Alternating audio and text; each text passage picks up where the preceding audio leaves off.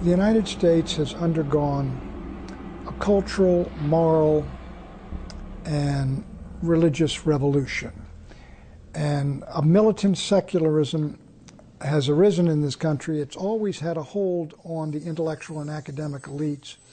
But in the 1960s, it captured the young in the universities and the colleges, and we had this great battle, cultural war begin then nationally. And since then, if you will, secularism has really achieved dominance in the academic community and the intellectual community and the entertainment community in Hollywood, among part of the political community, but not the nation as a whole. However, it is much stronger than it was, and so this is the basis of the great cultural war we're undergoing right now. And this militant, it is an anti-Christian, anti-God, anti-traditionalist revolution. It's partly the sexual revolution has a lot to do with it and how people live. And so we are two countries now. We are two countries morally and socially and culturally and theologically, and cultural wars do not lend themselves to peaceful coexistence.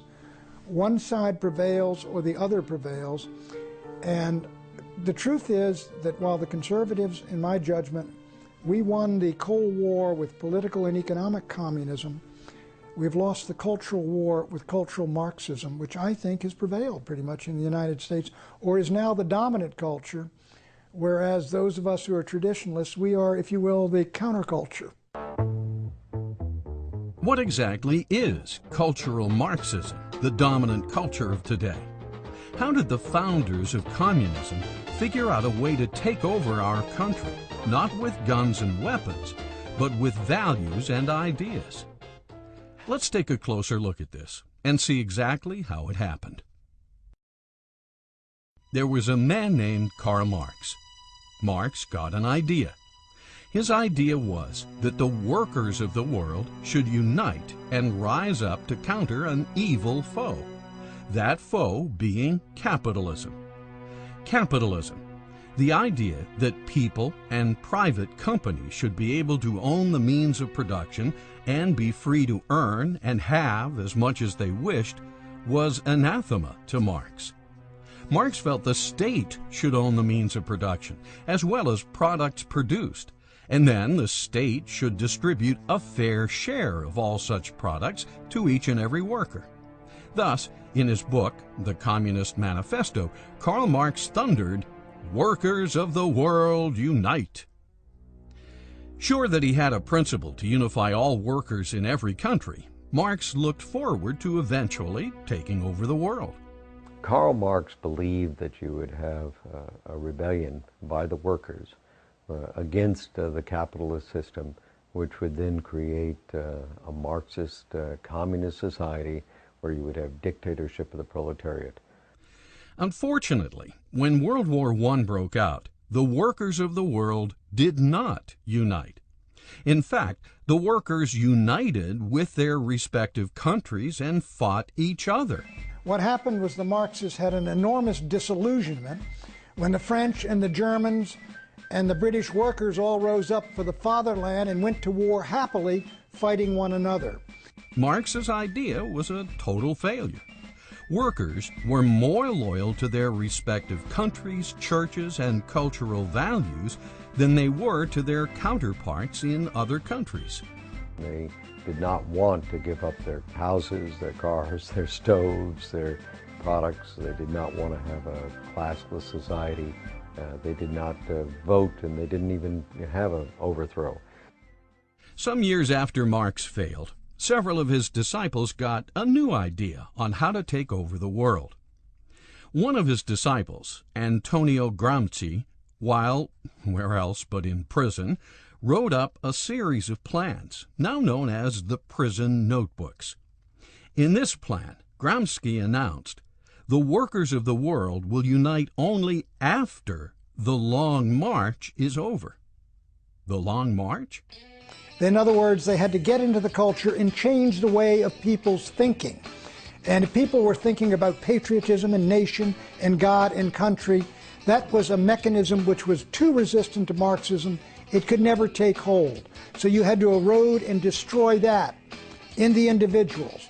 That began what's called the Long March through the institutions, through the seminaries, through the churches, through the media, through Hollywood, and all the rest of it, to create an anti-Christian culture which would destroy the Christian beliefs and convictions in the vast majority of the people, so they would embrace the ideas of Marxism, and they would embrace the ideas that they had rejected, and they would be open to a takeover, basically, by Marxists. Now, not political Marxists, but cultural Marxists.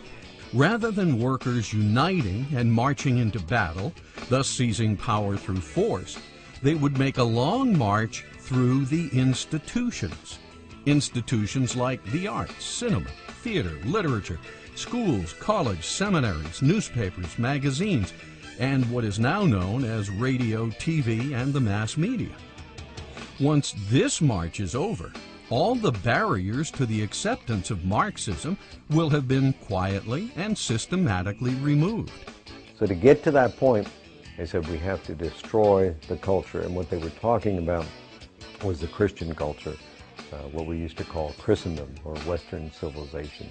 If you can break people away from religious affinities, for example, where they would turn to their community, their religious community, for support and help, or they would turn to Scripture for answers to certain perplexing questions. If they have an affinity to their religion, they might say, well, we're not going to go along with government because it's contrary to my religion. So cultural Marxism would attack religion of all kinds. Doesn't make any difference, because there was another place where people could go other than to the government for support and for answers. We, the people, will have thus been indoctrinated or brainwashed into seeing the wisdom of Marxism and the folly of capitalism. Thus, the door to socialism and communism will be open, and the door to a constitutional republic closed, because the success of cultural Marxism means the demise of the U.S. Constitution.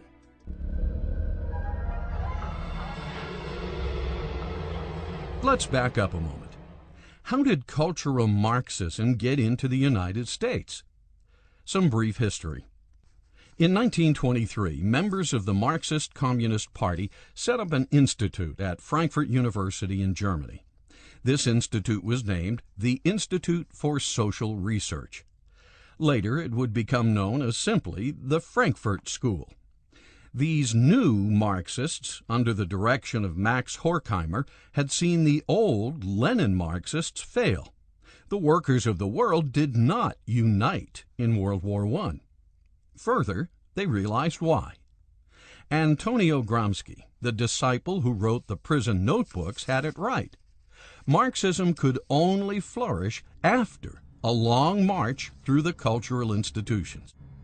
Now the mantra would be, change Western culture, and then the workers will unite. After Marx, there were a group of Marxists who wisely decided that you could bring this collectivist society to a nation through culture as well, by introducing certain values and concepts that would break down the family, for example. If you could somehow break down the family unit so that it was no longer self-sustaining and no longer valued in a society, then that would leave individual members who formerly could turn to the family for support in times of need. They would now be cut loose. They would be without a place to go in times of need. So now they have to turn to the government. But just as the march through the institutions was about to begin, an anti-Marxist, anti-Semitic Adolf Hitler ascended to power, and World War II began. Since the leading lights of the Frankfurt School were Marxist, the school packed up its ideology and fled to America, settling down in New York City with the support of Columbia University. But what exactly is the march? And who was marching? I see the revolutionary destruction of society as the one and only solution. A worldwide overturning of values cannot take place without the annihilation of the old values and the creation of the new ones by the revolutionary.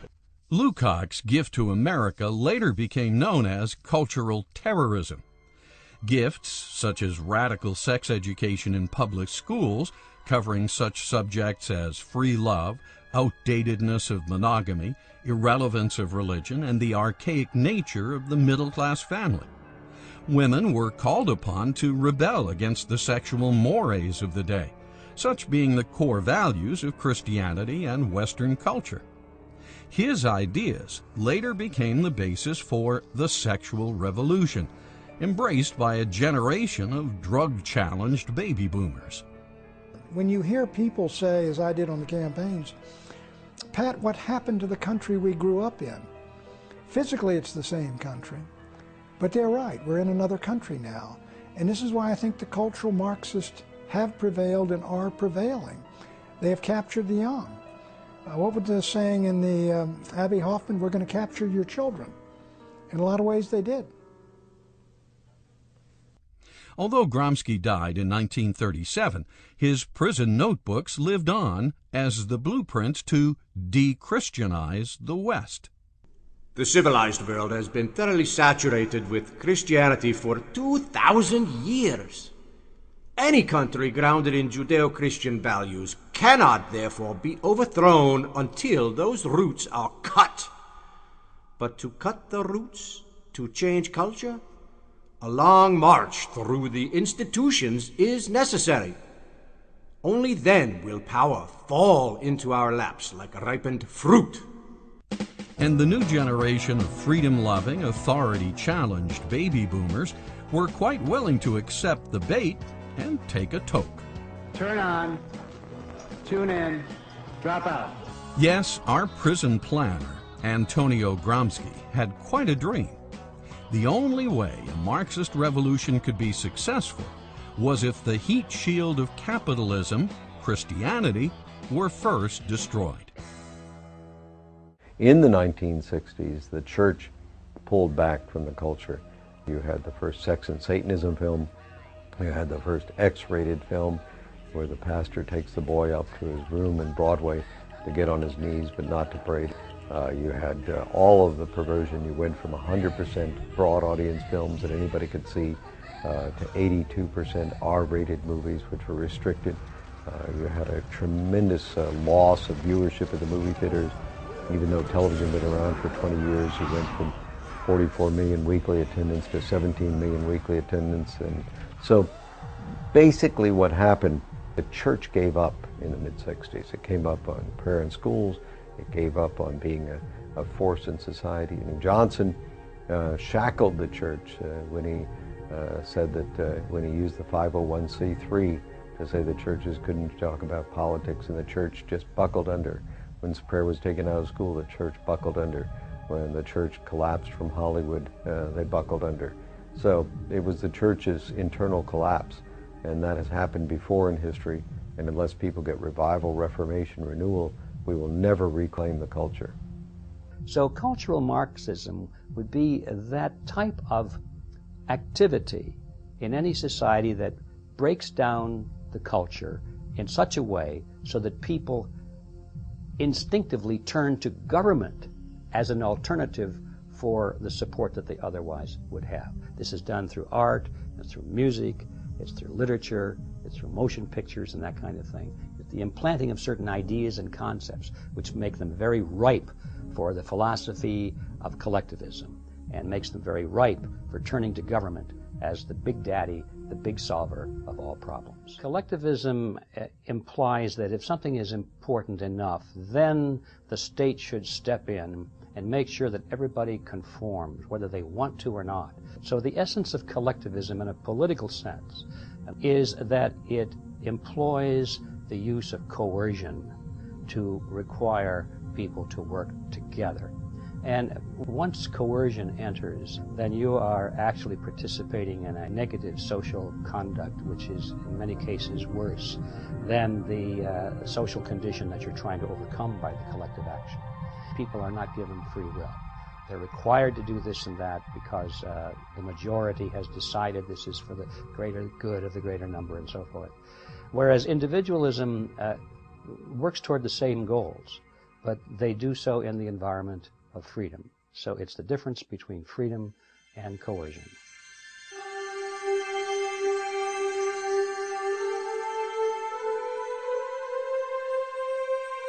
Not to be outdone by Karl Marx, a brilliant mind or two at the Frankfurt School soon came up with several of their own ideas, the foremost known as critical theory.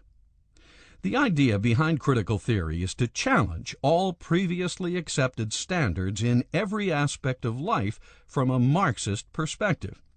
Standards such as Abe Lincoln was honest, home is where the heart is, democracy and capitalism are good, the founders believed in freedom. In doing this, every negative thing one could possibly say about America was dredged up, circulated in books, movies, TV, schools, colleges, and even the clergy, so that the youth would be endlessly indoctrinated. Things like white men killed the Indians, fathers were repressive, God is dead, the founders had slaves. But when the consciousness-challenged baby boomers repeatedly heard that the establishment, as they came to refer to it, was a bunch of racist, overly religious, sexually deprived sexists who were xenophobic Indian killers and anti-Semites, they internalized the criticisms. Soon their movies and songs began to reflect these values, spreading them throughout the nation's youth culture. Critical theory was doing its job, especially on people like Charles Manson and John Lennon. Even though the reality-challenged baby boomers of the 1960s were the most free, most affluent, and most privileged of any youth in any age, they were bored with their lives and swallowed the Frankfurt School's propaganda like a hit of California Sunshine. Books like The Death of the Family, Escape from Freedom, The Mass Psychology of Fascism, The Sexual Revolution, The Joy of Sex, and The Authoritarian Personality flew off the shelves. Books like Authoritarian Personality were particular hits because they attacked the patriarchal family unit, a deeply Christian institution. So along came movies depicting the family unit as sexually repressed and dysfunctional. The basic unit of a family is where a male as a sex joins with a female as a sex, and they're able to work together to help each other. And by being able to work together to help each other, they perfect each other, they love each other, they care for each other. And in the process, they learn to love and perfect and care for others within the society. They become good citizens because they're good citizens within their own home, and that produces a society that loves each other. Marriage is a particularly Judeo-Christian institution. It was Jesus who instituted one man and one wife, forever shall become one flesh. By targeting the family unit, the cultural Marxists knew they could eventually destroy the middle class of the United States. Why? Because the family unit is the basic building block of the middle class. Destroy the middle class, and you eventually destroy the economic engine of the United States. Destroy the economic engine of the U.S. and its political structure, built on capitalism and the Constitution, crumbles. The whole point of a socialistic society is to do four things. Marx talks about destroying the family, 2, destroying property, 3, destroying religion, and 4, destroying the nation. And what you end up with is the gulag, where the whole country becomes the Soviet Union. Yes, critical theory is diabolical genius. The cultural Marxist could accomplish what Marx, Lenin, Trotsky, and Stalin only dreamed of accomplishing. Whereas Lenin, Trotsky, and Stalin took Marx's ideas and delivered the brutal Soviet Union to the world, Gramsci, Lukács, and Marcuse took Marx's ideas and delivered user-friendly cultural Marxism to America. The Supreme Court has been converted into a fighting ally of secularism in the wars against traditionalism in the United States. The Supreme Court has perverted the Constitution. It has usurped power that belongs to the states and imposed secular views and values on the states and on the communities, making decisions that used to be made democratically at the local level. This time it seems Marx won. Today, post-Engel, politically correct baby boomers are so completely immersed in the Frankfurt School's cultural pessimism, they can't see the forest for the trees. They're fish in a bowl of muddy water. They're Neo in the Matrix. They swim in it. They absorb it through every pore of their beingness. Starting in the 1960s, cultural Marxism has woven its values into every American's very existence. Khrushchev was right when he said, "We will bury you."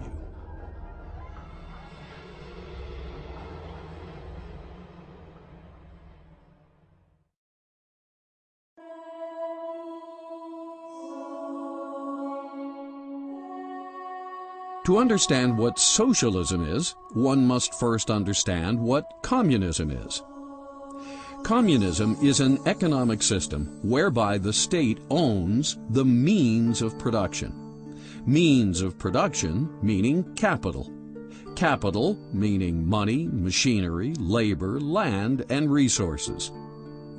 Socialism is an economic system whereby the state owns the fruits of production. Fruits of production meaning revenues generated by the means. Revenues generated by the means is another way of saying taxes. Extreme of socialism was the Soviet system, communism. So there was no pricing structure, and it's a failed system. It can't work because prices are so important. So communism owns and confiscates the means and fruits of production, whereas socialism confiscates just the fruits of production in the form of excessive taxes.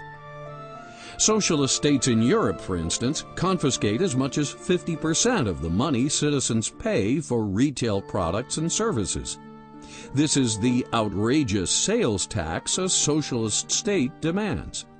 We interfere a lot, but we allow prices to adjust in the marketplace for the most part. But when it comes to interest rates, the Federal Reserve is always deciding the central plan through the control of money and interest rates, how much money we should have in circulation, and should we shrink the money supply, expand the money supply. And that's a form of socialism, but it's only half of socialism because it's controlling only half of the transaction, and that's money. But it's very dangerous and leads to an authoritarian approach because it eventually breaks down, and I think that's what we're witnessing today.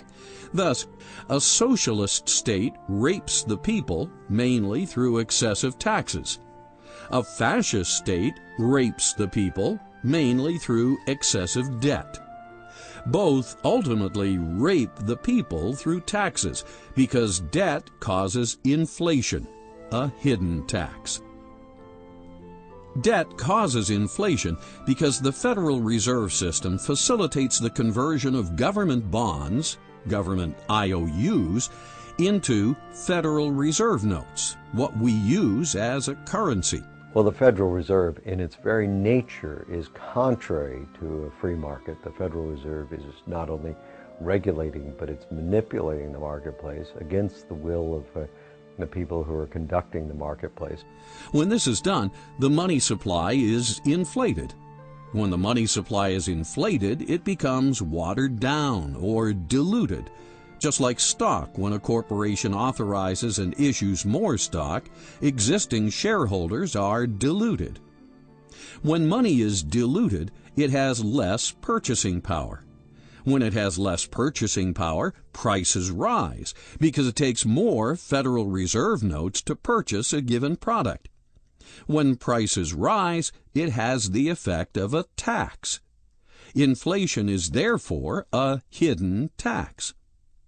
If the government can create new money that it doesn't have to tax for, and especially if you can put off the ultimate payment of this into the future through the use of long-term bonds that are the backing for the fiat currency, then we have a government that is essentially out of control to some degree. It can make decisions that are not immediately going to subject the people to pressure. Unfortunately, the constitutional republic envisioned by the founders is being undermined by cultural Marxism and destroying the republic envisioned by the founders.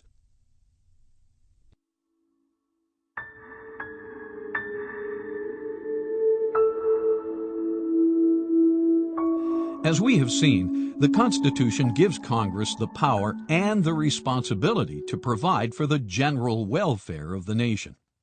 So important is the idea of general welfare. This is the only term that is stated twice in the Constitution, once in the preamble and again in Article 1. Unfortunately, a lot of people interpret this term to be a green light for massive social security, the so-called nanny state, which pays for everything and then demands the right to regulate everything. Well, the Constitution was written to limit the size and scope of government. It was to recognize that government was there to protect our liberties. It does not endorse the welfare system at all. If we just followed the Constitution, the government would be very much smaller, maybe 80% smaller. This may be the cultural Marxist's dream of a socialist state.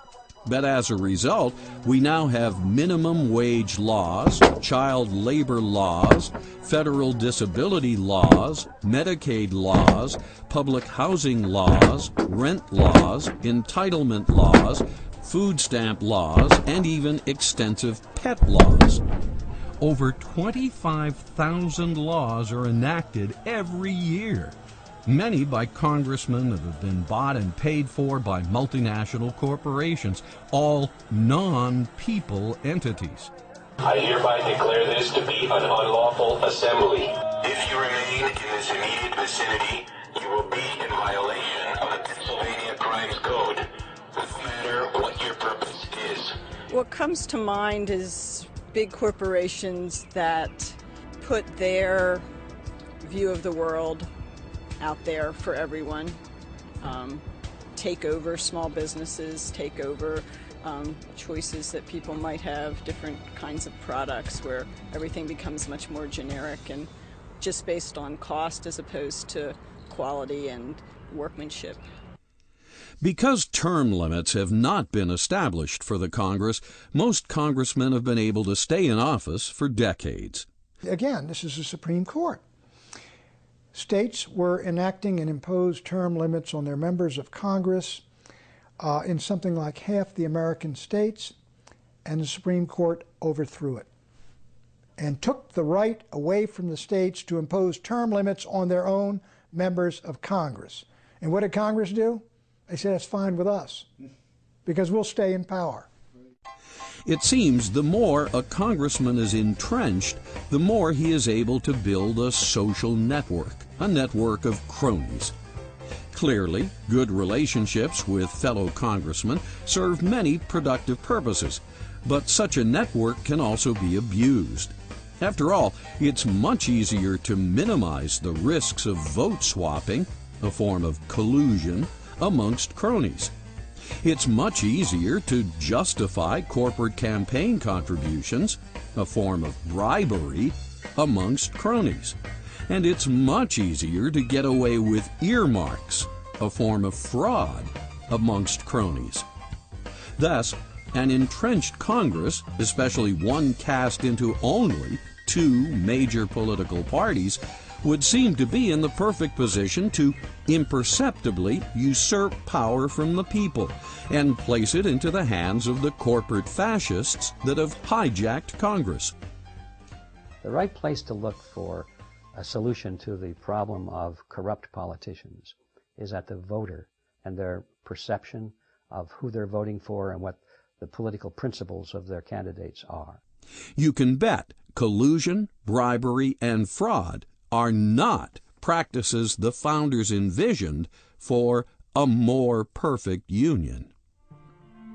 So unless I have this view that I need to participate in this system as a self-governing citizen to maintain the integrity of the system will eventually be dominated from the top down by the people who can actually make something from gaming it, as the expression goes. So this is the Founding Fathers' point. It depends upon having a virtuous citizenry that is willing to shoulder the burdens of maintaining a self-governmental structure. Again, general welfare includes everyone, especially the vast majority of average citizens who fall within the middle of the social spectrum. In statistical terms, the average, or mean, is represented at the top, or crest, of what's known as a bell-shaped curve. It's the middle of the bell-shaped curve. So it's fair to say that the original intent of the Constitution is to define a government that serves the general population, the middle of the bell-shaped curve, now known as the middle class. Constitution. The proper function of government is not to provide, but to protect. Because if you're going to provide for some, you must have the authority and the power to take from others. And once you're in that business of taking from some and giving to others, now you're in the business of redividing the wealth. And that gives you tremendous power over the citizenry. And it always leads to abuse of power and eventually to totalitarian regimes. Many have commented that we now have a monstrous tax system, a system that taxes its citizens far more than citizens of the Boston Tea Party era. If 2 to 3% taxation justified a revolution in 1776, why doesn't 50% and growing justify a revolution? If a few little excise taxes on pieces of paper and tea justified open lawlessness from these rebels that we're all celebrating, why don't the myriad of incomprehensible, unavoidable, crushing taxes, state, local, and federal, why don't they justify a revolution today? Our government not only taxes us at every transaction, it's in our faces at every turn, endlessly regulating what we can and cannot do. All these regulating laws and their expensive enforcement programs are turning us into a police state.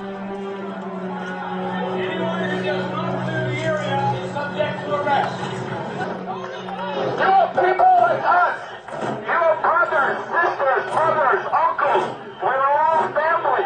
Why harm your own brothers and sisters standing here today who peacefully want to assemble? Why? Why turn that sound weapon on us? We have done nothing wrong. We have not broken any laws. We mean no harm to you. We don't want to hurt you. We don't want to attack you. We want to stand here as Americans because we know our founding fathers died for this very right. We are the policemen of the world. So instead of a government now that occupies so many other countries, and we have 700 bases overseas, that wouldn't happen if we had the proper size government. Over 50% of U.S. citizens now work for the government at either the federal, state, or local level. Understand the orders you are taking right now are unconstitutional. Yes. Understand right now what you guys are doing here today will play effect throughout history. The Germans listened to their orders. The Germans violated their civil rights, God-given rights in Nazi Germany in the 30s by simply...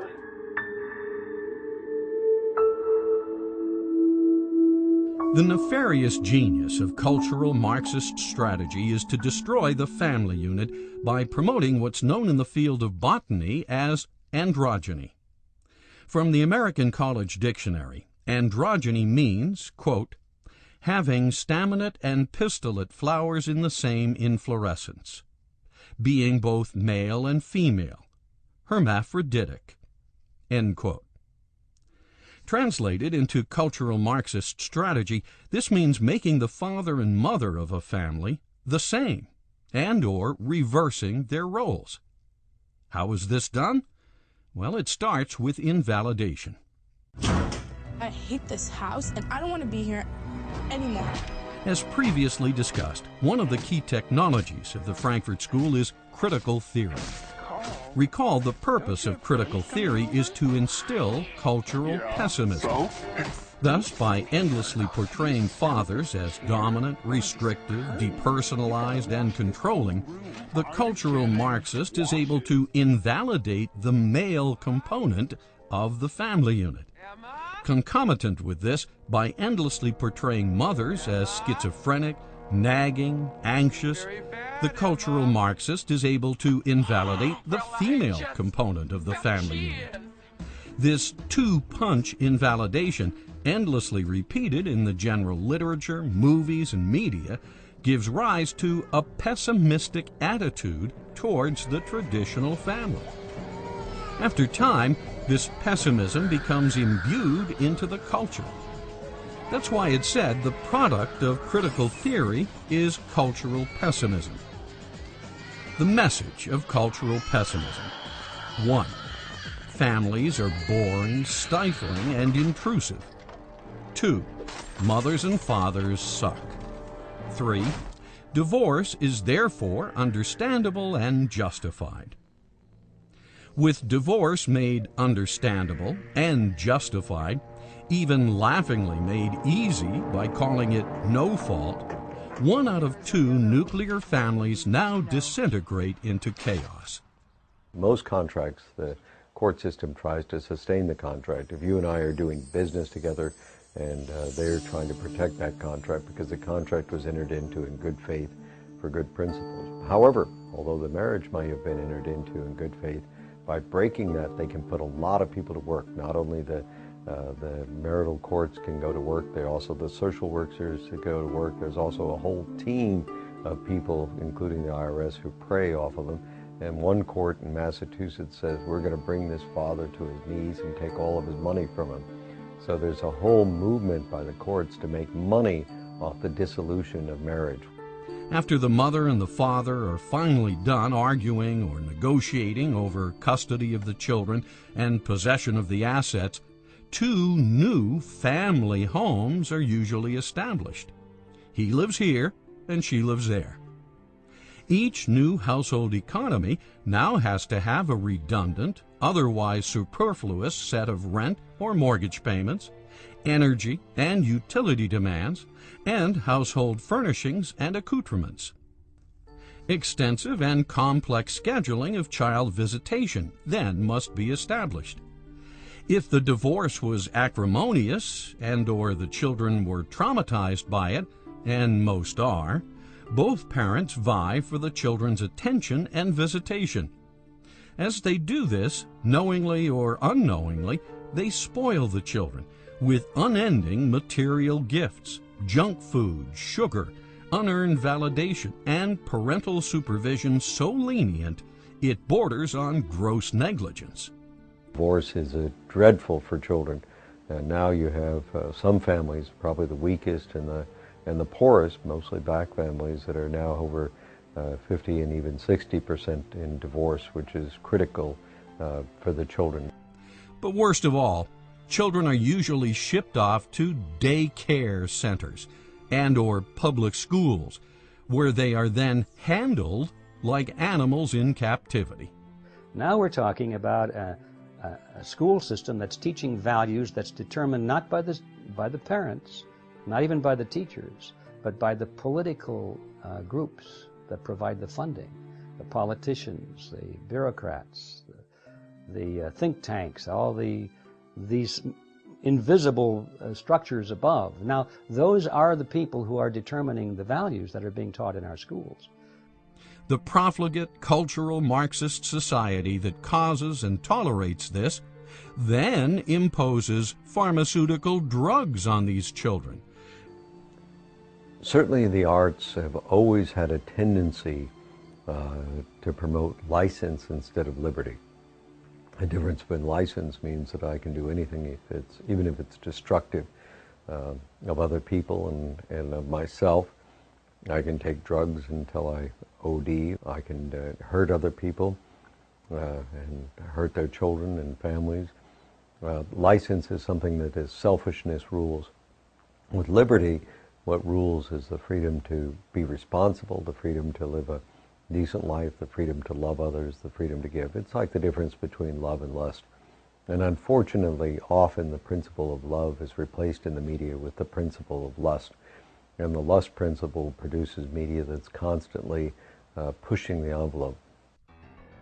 Almost every movie that Hollywood puts out today must depict characters with at least one of the following attributes. 1. The protagonist and/or the antagonist are divorced. 2. The female is portrayed as dominant, controlling, violent, and/or one-up on men. 3. The male is portrayed as aloof, feminine, overly sensitive, and/or cheating. 4. Somewhere in the family, at least one of its immediate members must be a lesbian, gay, bisexual, or a women's liber.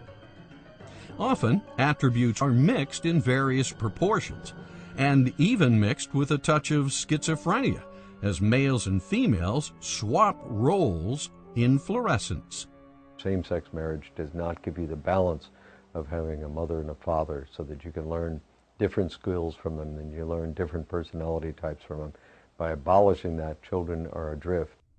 Through endless repetition and media dissemination, androgynous elements are institutionalized as legitimate and eventually normal. Cultural pessimism has been taken to a whole new level. Complete tolerance for dysfunctional social structures and inefficient economic units. Proof that Christian values do not work. Schools should be completely operated by parents.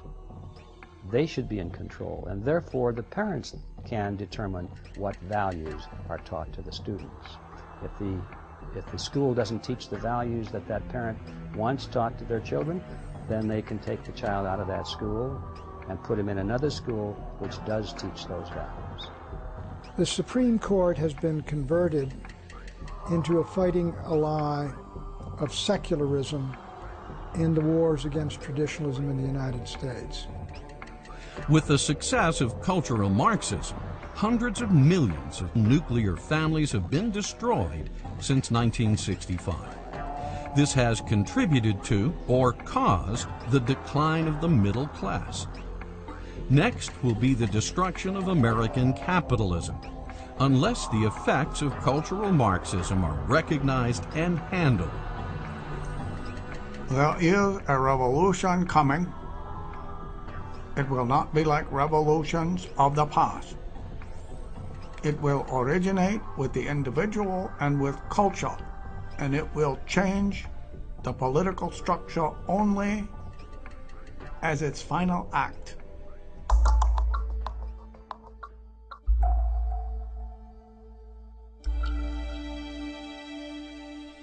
Before the Romans crashed and burned, they had gone down the same road, only they called their social security bread and circuses. Bread and circuses will eventually crash the U.S. empire as well, if we interpret the term general welfare in the Constitution as an invitation for social security. General is the problem. What did the Founding Fathers intend when they wrote those words? General welfare has been debated since the Constitution itself. Many of the founders were concerned that the general welfare would be taken in the wrong sense, that it would be used to apply for, as we've done it today, as Hamilton wanted us to do it, to give the government license to do whatever it wanted and just to grab power. The founders knew that Rome, and every society since the beginning of time, had poor, sick, and unfortunates, and many of these societies tried to help. For instance, in 1597, England had the Elizabethan Poor Laws enacted to provide what were known as the 7 corporeal works of mercy. These works were to feed the hungry, give drink to the thirsty, welcome the stranger, clothe the naked, attend the sick, visit the prisoner, and bury the dead. But is this how you really promote the general welfare, the founders asked? You're talking to someone about a free society, and they say to you, as they always do, what about the poor? Oh, the poor. What are we going to do about the poor if there's no welfare state? The poor that die in the streets and this and that, right? a perfectly valid objection, and we all generally have this tendency. What do? We run out and we research, and we become the human Wikipedia talking point planet of infinite facts, and we try and give everybody statistics, and we give everybody historical examples, and we say, well, there was these friendly societies in the 1920s, and the fact that I find useful is the number of poor people after the Second World War was declining 1% a year because of the free market. When the welfare state came in, it stopped declining and stayed steady, which is exactly what you would expect. If you subsidize something, you increase its prevalence, and you subsidize poverty, you get more. Give a man a fish, and you feed him for a day. Teach him how to fish, and you feed him for life. The founders were teachers. Their original intent was to set up a system that created fishermen. The Constitution means what the founders intended it to mean. Otherwise, it means nothing. If you want to have the Constitution mean what modern politicians think it should mean, then you don't need a Constitution. In fact, you're better off without one. Just say, what do the modern politicians want us to do today? What would happen if you created a society that could actually rise above problems? A society where the government gently facilitated a free and prosperous citizenry. A citizenry so successful there were no hungry, there were no sick or poor, there were no criminals. You could take the Department of Education, the Department of Housing, and any number of these national departments and defund them to zero and send out the funds to the states in block grants, which would eventually go down to zero, and get rid of most of the federal government. The federal government still has a responsibility of national defense. The Justice Department is needed, the State Department is needed, the Treasury Department are needed, but many of those other departments should be defunded rather than have the politics of the federal government imposed upon the nation. The founders wanted to set people free from the system, or the matrix. That's what liberty is all about. They wanted general welfare to be the result of a self-governing, productive society. They wanted general welfare, not welfare in general.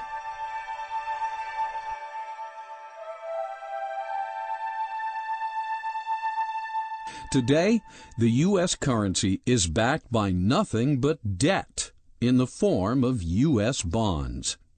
This is known as monetizing debt, the act of converting debt into money.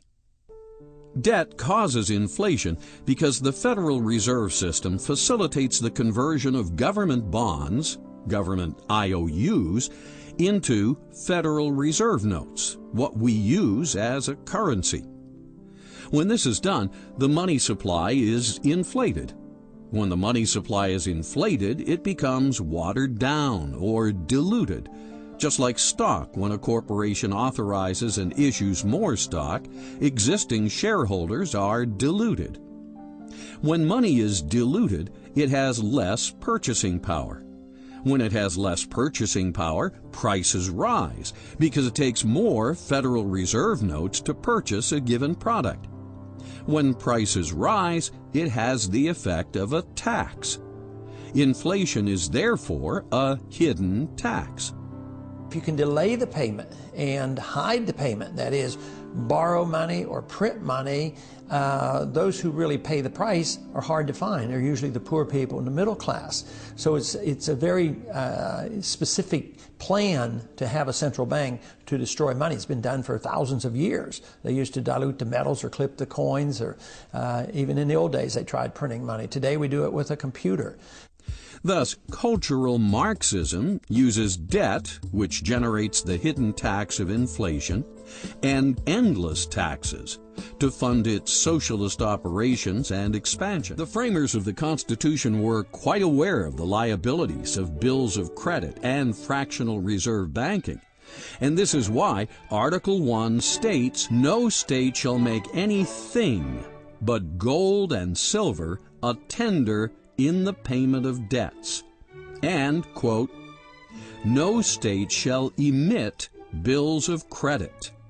The Federal Reserve System should be abolished. It was not authorized in the Constitution, therefore we shouldn't have it. But I've taken sort of a moderate approach to doing it because there's a lot of people who depend on the system today, and I wouldn't close it down in one day, but I would legalize competition, allow gold and silver to circulate as money, take taxes off gold and silver so you didn't have to pay sales taxes or capital gains taxes, and let the people transition over to gold and silver. Since 1976, we weren't even allowed to own gold. And then later on, we got the American Gold Eagle. So we're moving in that direction. But we need to go a little bit further to legalize contracts in gold. The real culprit is the ability of the Fed to monetize debt. Members of Congress spend money for war and welfare. They can't borrow enough and they can't tax enough, so they literally create treasury bills out of thin air, and then the Federal Reserve creates money out of thin air and buys the treasury bills, and that has to eventually destroy the value of the dollar. If we were to abolish the Federal Reserve System tomorrow and get the banks out of it completely, turn the entire function as it now operates over to the Treasury, nothing would change. The same people would still dominate the system from behind the scenes. So this question of ownership receives too much attention, because where that idea goes is that, well, if we can just find out who owns these banks, and if we don't like who they are, then we can support a move to abolish the Federal Reserve and turn that system over to the Treasury, exactly as it's now operating. So the focus should not be on who owns the banks, but on what the banks are doing. If the public better understood how fiat money can be abused by Congress, it would impeach almost every member and abolish the Federal Reserve Central Bank, as it has done twice in the nation's history.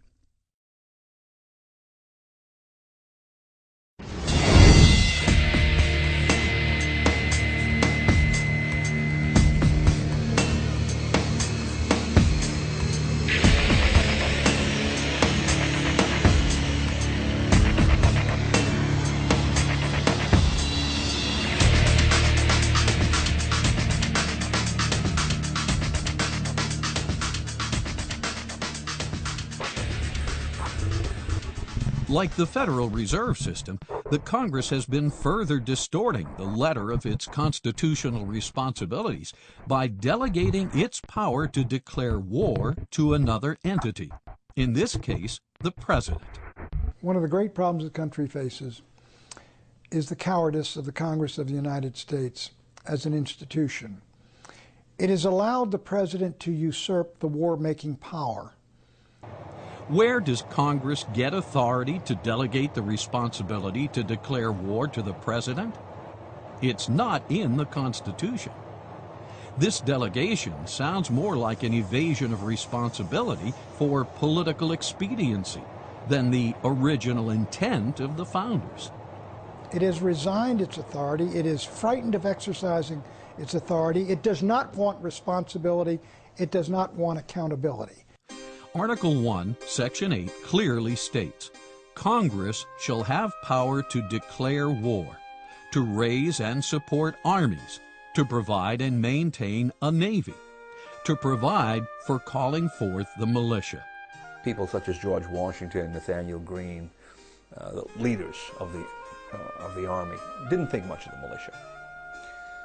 The militia came for 30, 60, 90, 180 days, and then when their enlistment time ran out, they went home. They didn't have to stay. They came with sort of an oddment of firearms. Typically they were firearms that didn't entirely fit the Army pattern. They had different calibers, logistics problems arose. The men weren't clearly not as well trained as the regular soldiers. They had a tendency to break when the British charged them with bayonets, for instance. So people like Washington, who was obviously very influential at the time, didn't have a particularly good word to say about the militia. So one would have thought when the Constitution was drafted, the Founding Fathers would have left the militia out. We don't need this. Hadn't proven to be that effective. Or they might have said, well, Congress or the states can set up a militia if they want to, but it's discretionary. Depends on circumstances. They did the exact opposite. They recognized the existence of what they called the militia of the several states at the time. It's constitutionally recognized. And then the Second Amendment comes along and says it's necessary to the security of a free state.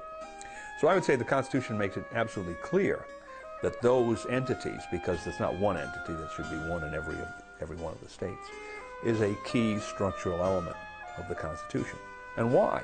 Well, it's because ultimately, who's the militia? It's the people. With every shooting on a college campus, the cultural Marxist indoctrinating mainstream media never mentions the true source of the problem, the disintegration of the family unit. Instead, the media pushes the socialist agenda of removing citizens' Second Amendment rights.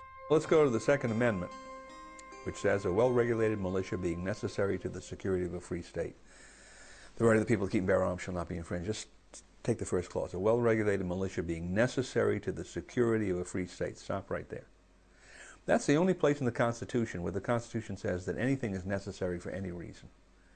The Constitution doesn't say Congress is necessary, the President is necessary, the Supreme Court is necessary. It doesn't even say the states are necessary. It says a well-regulated militia is necessary to what? To the security. Well, not just any kind of security, but the security of a free state. And that's the sole purpose of the Constitution in toto.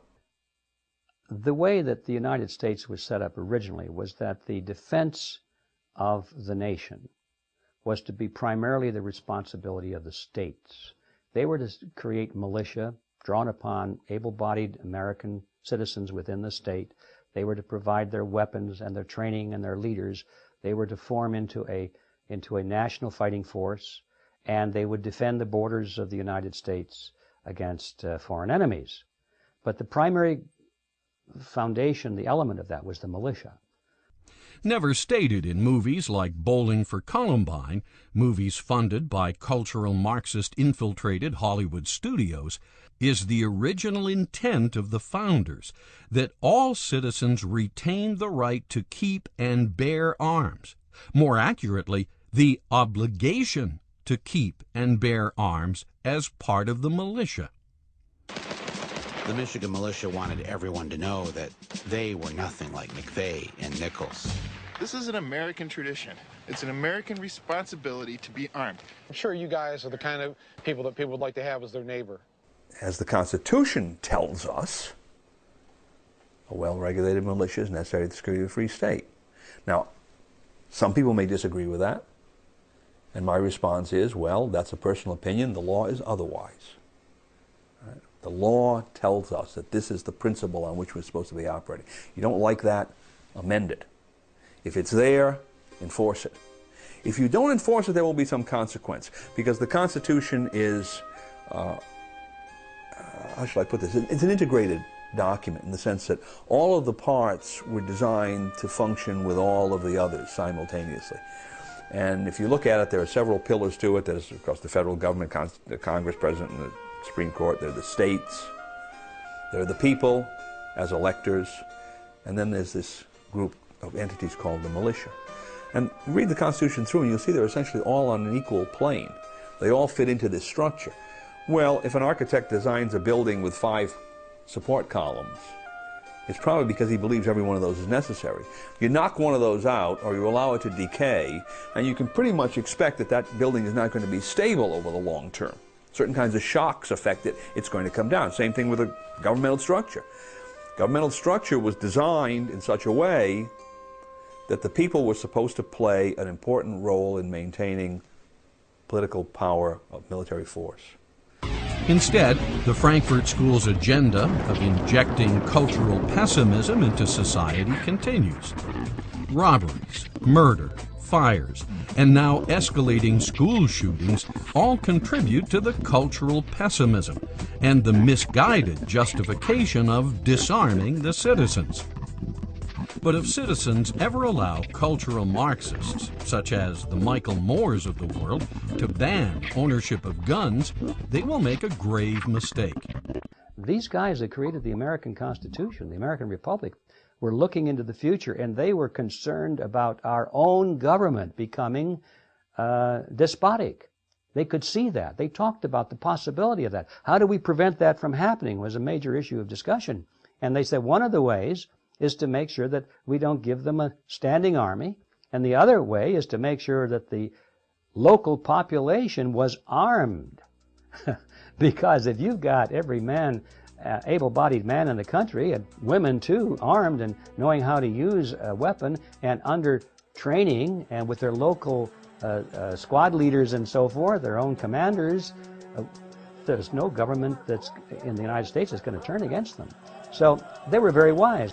And today, people laugh at that concept, but now that we're losing our liberties, I think the laughter is dying down pretty rapidly. By order of the City of Pittsburgh Chief Police, I hereby declare this to be an unlawful assembly. I order all those assembled to immediately disperse. You must leave the immediate vicinity. If you remain in this immediate vicinity, you will be in violation of the Pennsylvania Crimes Code. If you do not disperse, you may be arrested and/or subject to other police action. I order all those assembled to immediately disperse. You must leave the immediate vicinity. If you remain in this immediate vicinity, you will be in violation of the Pennsylvania Crimes Code, no matter what your purpose is. Observing thousands of years of history of earlier governments, the founders knew that the only thing that ultimately stands between a tyrannical government and the people are weapons. Quoting Mao Zedong, who in this case agrees with the Second Amendment, political power grows out of the barrel of a gun. Where the source of political power is to be is where the gun is. Ultimately, that's the bottom line of force in government, right? That's what government is, the application of force. If the application of force is given to some elite group, they're in control. If the application of force is given to the people, they're in control. If you want a free state, a self-governing state where we the people do the ordaining and establishing, who has to control the ultimate body of force?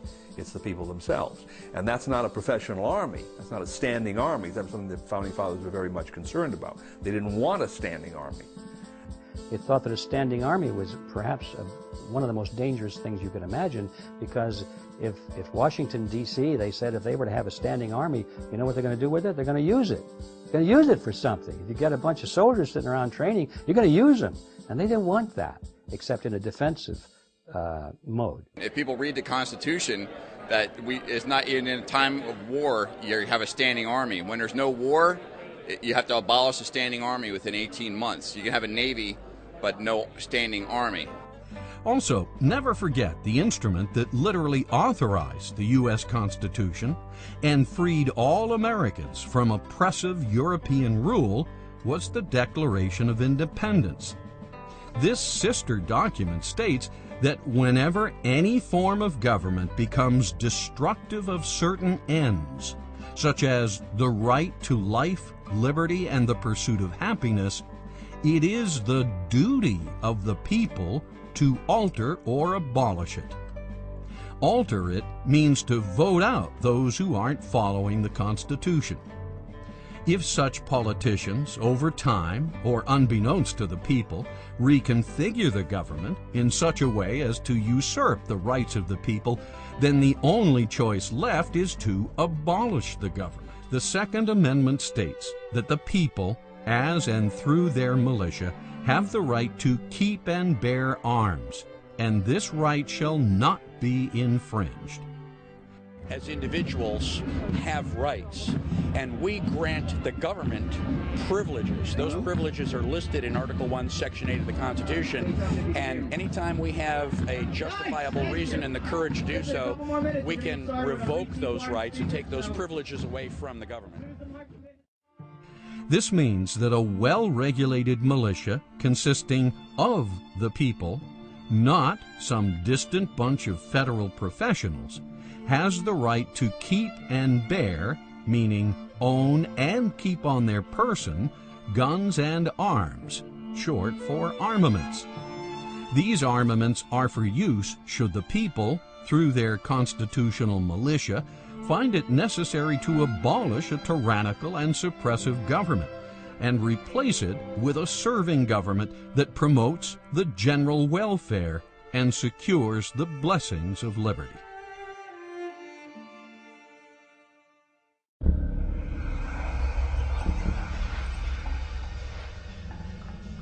Unfortunately, negative influences have crept in.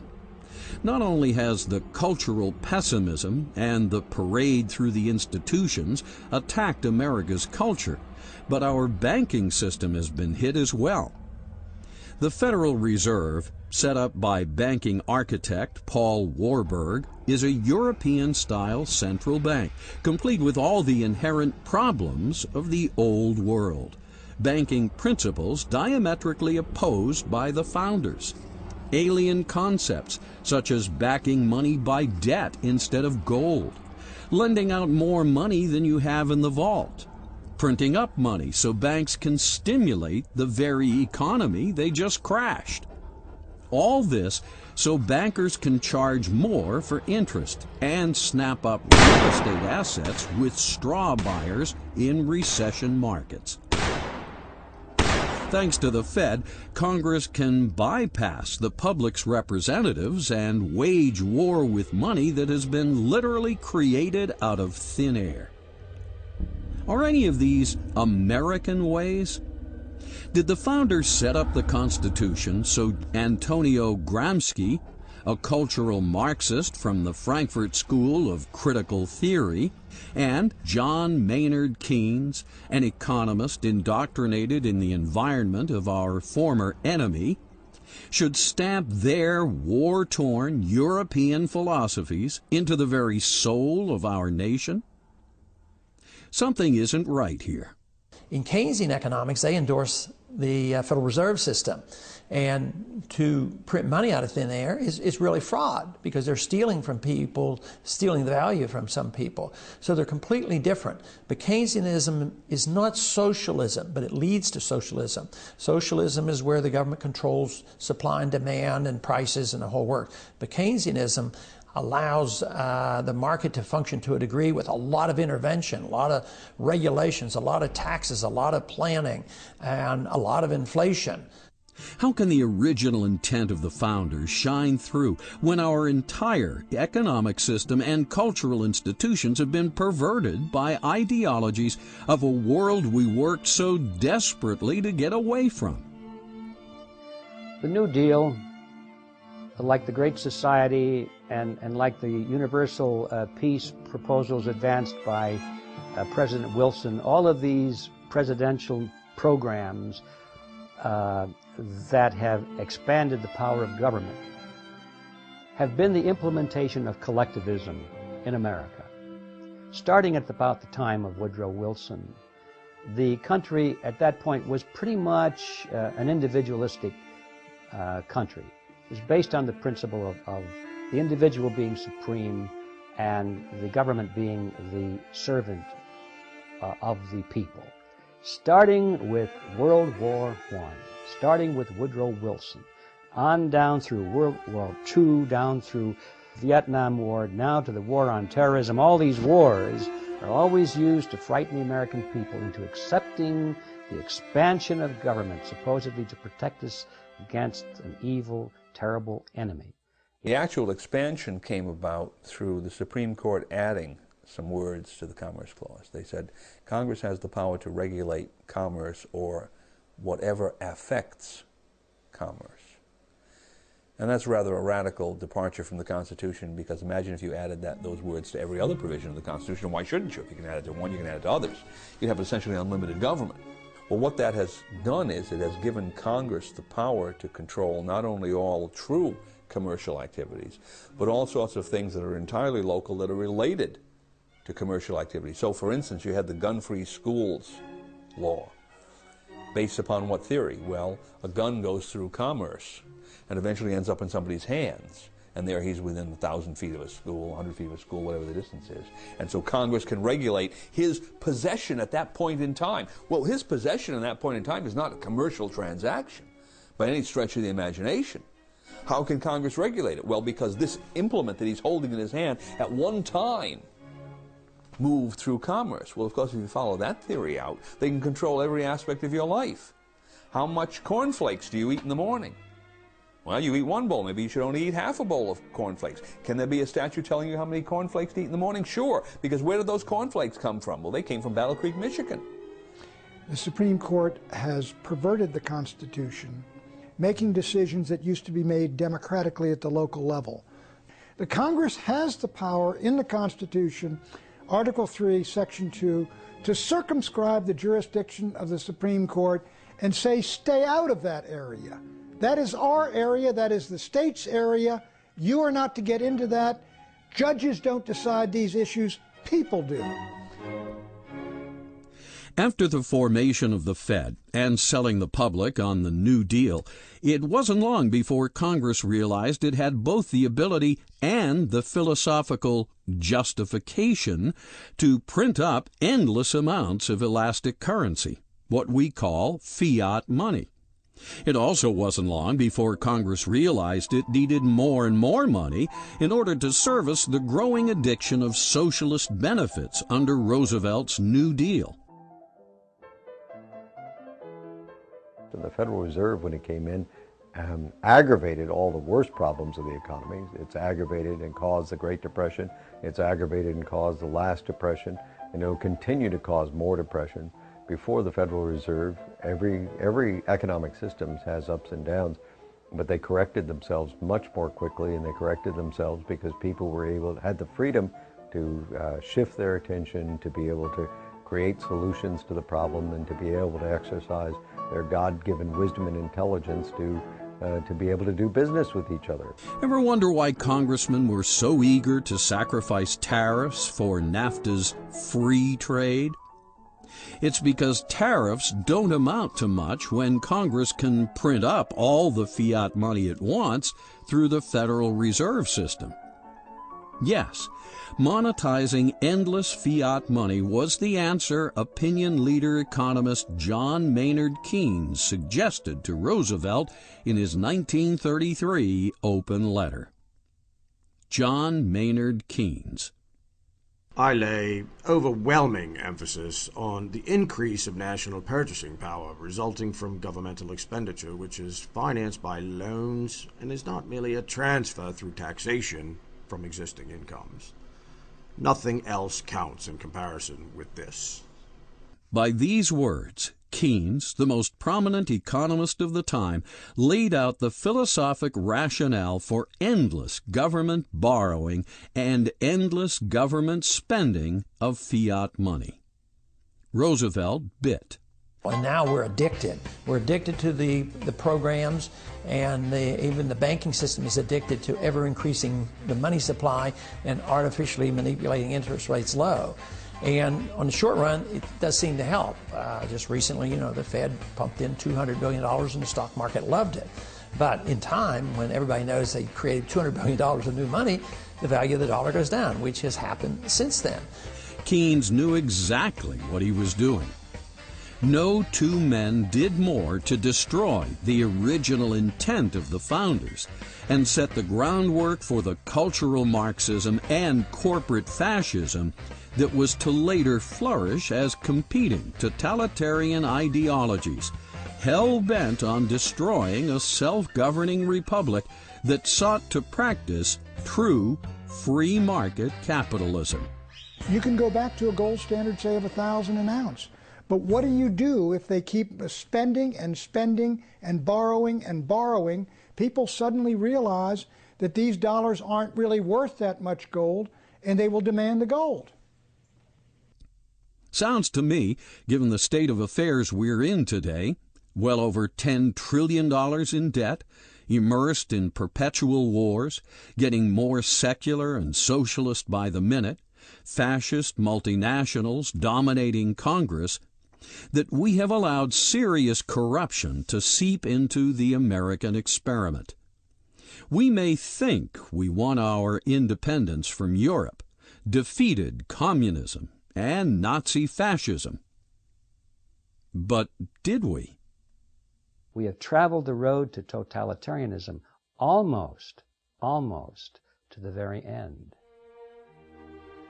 Austrian free market economics is really the answer, and that's the system that we should be following. And more or less, even though it was not known at the time our country was founded, it was more or less classical economics and classical liberalism that was very close to what the Austrians teach today. Tragic that wine-drinking, pot-smoking, angle-challenged baby boomers would so recklessly thwart the wisdom of the Founding Fathers by allowing their banking system and economy to be so influenced by European financial philosophies. Philosophies that over the past century have created a living hell of endless wars and empires, as we have seen. The intent of the founders was to establish a nation that was different from the ways of Europe. And they did. The United States is different. Not only that, contrary to the propaganda originated by critical theory, it's the greatest nation that has ever existed. America is not a universal nation or a multicultural nation, as CFR globalists writing in Foreign Affairs would have reality-challenged baby boomers believe. It's a distinct nation, distinct with its own language, laws, history, and cultural background. We are different from the rest of the world. Yes, we even drive on the right side of the road because Europeans drive on the left.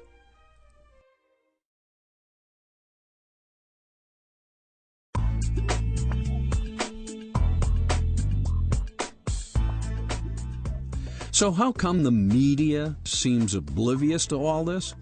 The media that's looking out for the folks never discusses fiat currency, cultural Marxism, media consolidation, Keynesian economics, NAFTA, GATT, WTO, or multinational corporations in any sort of critical way? How come the mainstream media downplays people who protest against free trade, the World Trade Organization, or call for protective tariffs?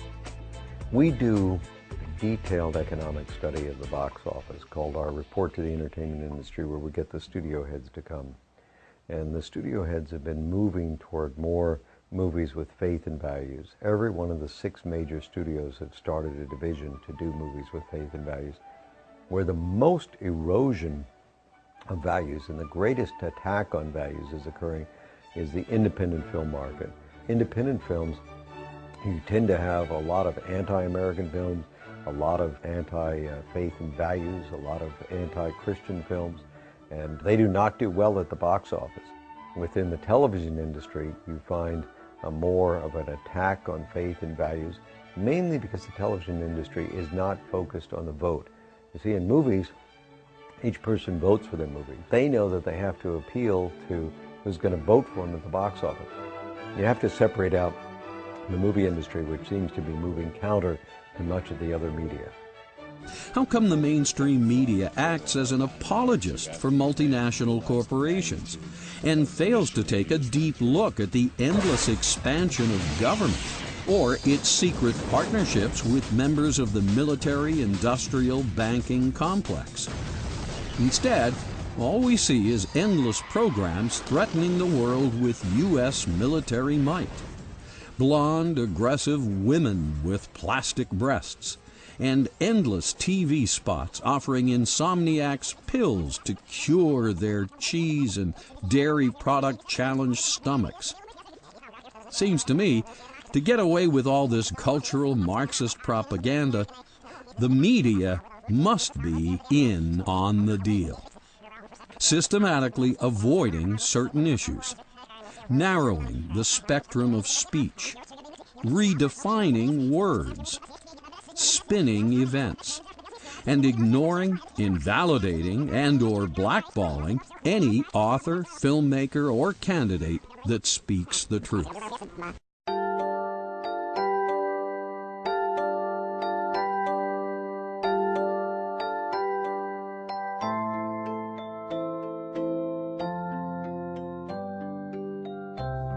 Americans and reality-challenged baby boomers need to wake up and smell the Constitution. The famous quote from Franklin was that after he left the Constitutional Convention, he says, "We've given you a republic if you can keep it." And obviously we haven't done a very good job.